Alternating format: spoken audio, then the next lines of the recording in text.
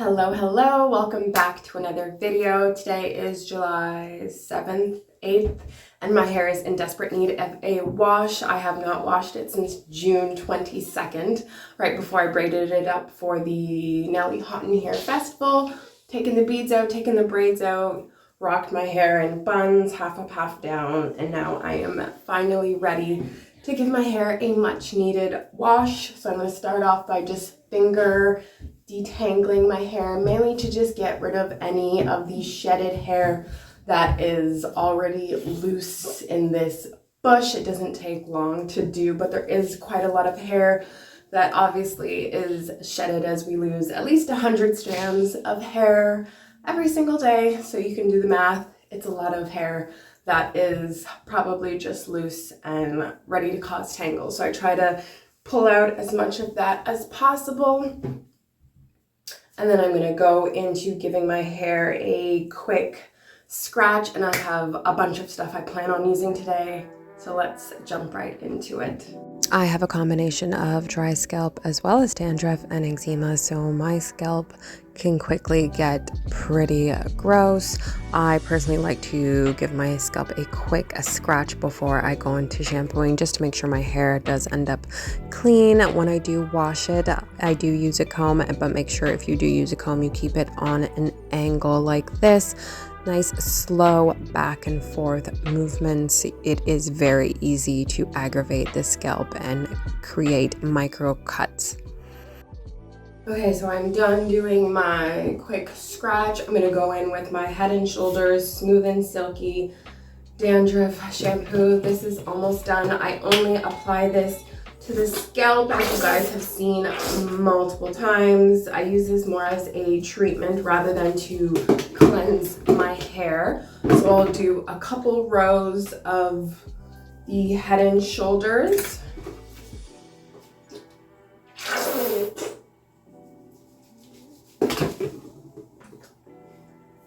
Not many.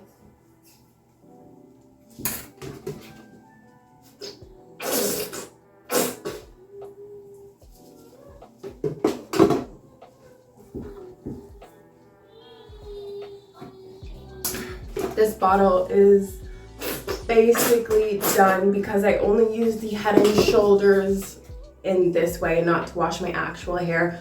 The bottle does last for a really long time, and if you don't know, Head and Shoulders can be very, very drying to the hair, so I don't use it every time I wash, but I save it specifically after I've had my hair in a prolonged protective style. And then I just go in with my spray bottle. There's just water in here, and I spray the roots and the scalp just to dilute the shampoo because it is super, super thick. This Head and Shoulders shampoo is probably the thickest shampoo that I have tried so far in my hair. It's not easy to work into the roots and scalp, so I always dilute it with just water.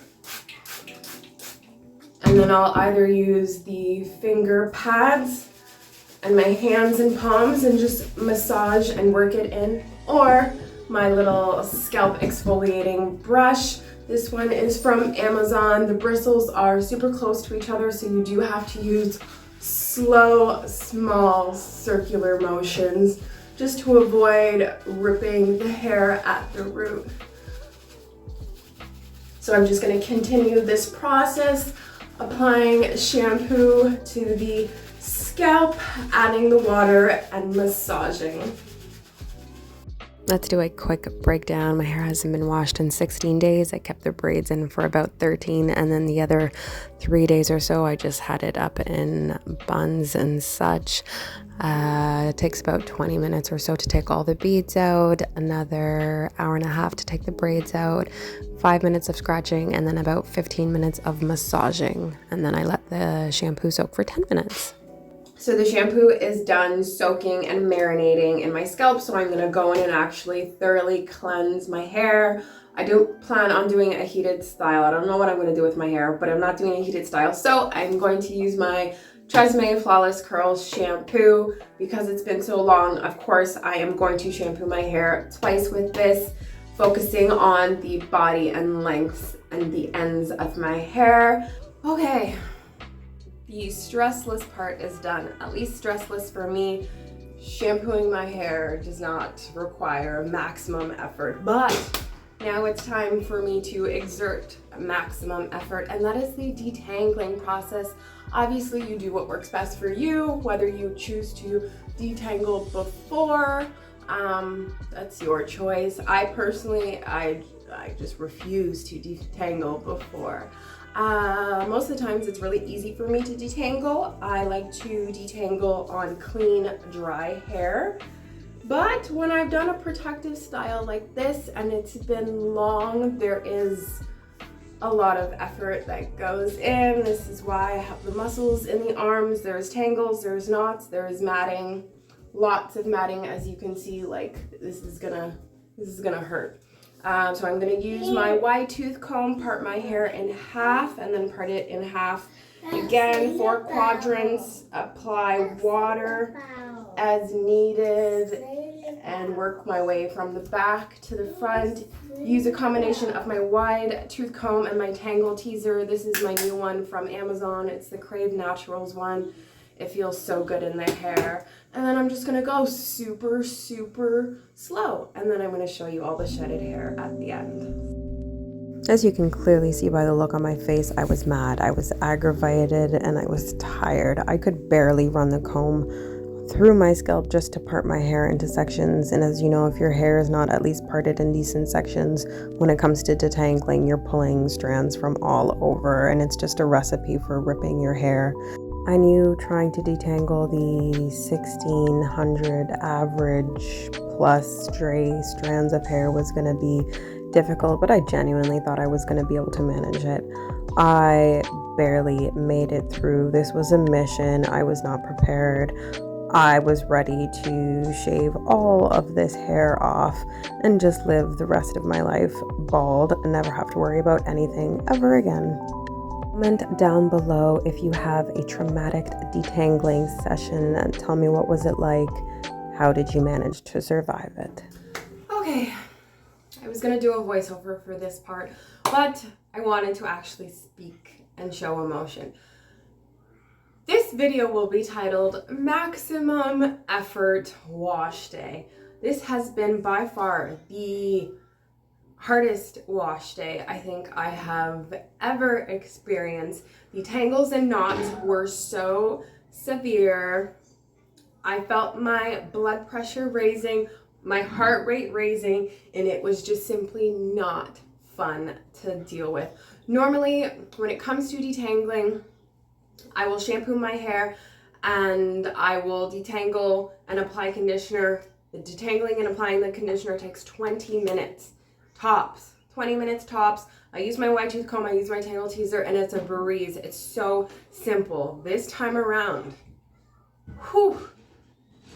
My hair, normally I can detangle it to like 90% detangle free. I would say right now it's about 60% detangle free, and it took me 1 hour. And at this point, I did my best. I tried my best. I got the conditioner in it. I'm gonna let it sit and soak, and hopefully the conditioner softens up those tangles.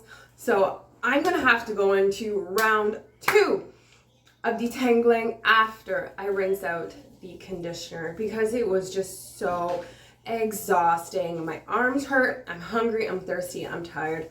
That was emotionally draining, seeing the tangles. It was like trying to brush and comb out dreads, and my hair easily turns into one big dread knot very easily. It's why I really don't like wash and goes and styles like that where I'm styling my natural curls, because the tangles get unruly very, very quickly. Leave a comment below if you are in the same boat. Like my tangles,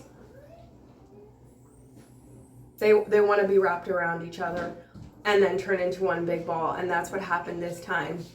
I have showed multiple times throughout the 1.5 years that I've been making videos what the shedded hair looks like when I do detangle. It's usually this tiny little ball. Nothing stress worthy, nothing out of the ordinary. This time around, this is what it looks like. It's this. It's this. It's a little bit wet. And this is just from 60% detangling. This is a lot of hair. It's a lot of hair. And this is gonna be a lot more when we start round 2. So this is where we're at so far. Maximum effort involved to get this out of that. And I was so gentle. I went really slow, using a shampoo that didn't overly dry out my hair, except for the head and shoulders, and that's why I keep it to the scalp. And then using a conditioner that gives me lots of slip, and adding water continuously throughout the process. And this is still how much hair I've lost. So I will see you after I rinse out the conditioner and figure out how I'm gonna style my hair, because my scalp is tender. My strands are crying. I hear them. I hear them in my ear. They are crying out, saying, Shanika, be very gentle with us after you rinse, and then don't touch us ever again. That's what my hair is saying. So I'll be back soon. I have now rinsed the conditioner out of my hair. It did help to soften up a lot of the residual tangles, but I know I still have my work cut out for me. I parted my hair in half again, and I'm going to do 4 braids on each side of the head. Do a lot more detangling. I am trying a new curl cream. This one is by Aussie. I thought the smell was going to smell like the traditional classic Aussie conditioner. It didn't. It does smell like strong jojoba oil, which I wasn't a fan of, and it was very thick and waxy, and my hair didn't seem to absorb and suck it up as much as I thought it would have. But I continued with it anyway. I didn't follow up with any gel, as I don't plan on doing a braid out after this. Feel a lot better once I was able to run the comb and brush through my hair, but it did take an additional hour just to further detangle and put 4 braids on each side of the head, so 8 braids in total.